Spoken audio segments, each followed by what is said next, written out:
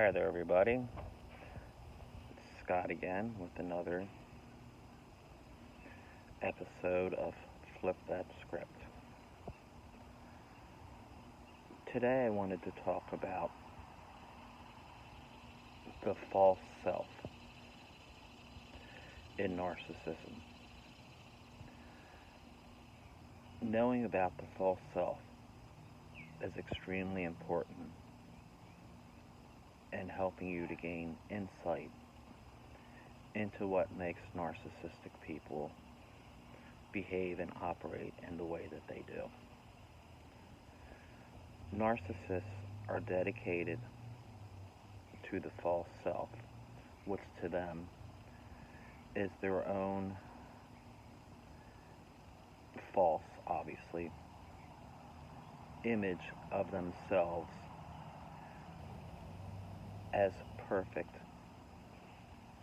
and without fault. They're so dedicated to this concept that they more or less work very hard to deceive and trick themselves, as well as you and others, into believing and playing homage, so to speak, to this false self. It explains so much behavior regarding not taking accountability, and it's also why they become abusive, because they need to convince themselves of this false self to such a degree that it doesn't matter if others are hurt in the process. My understanding is that the false self is the narcissist's way of escaping feelings of shame, and typically this shame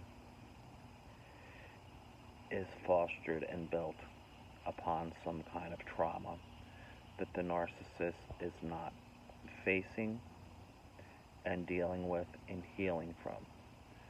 So the development of the false self is their own way of disowning parts of themselves that have been subjected to trauma.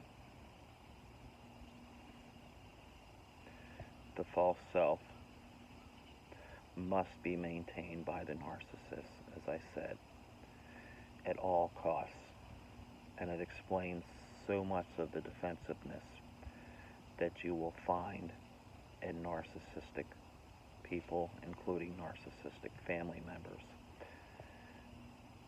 It is why they will shift blame, why they will never accept accountability, and why they do so much of what is often called leveling, which is how and why they must puff themselves up and or put you down.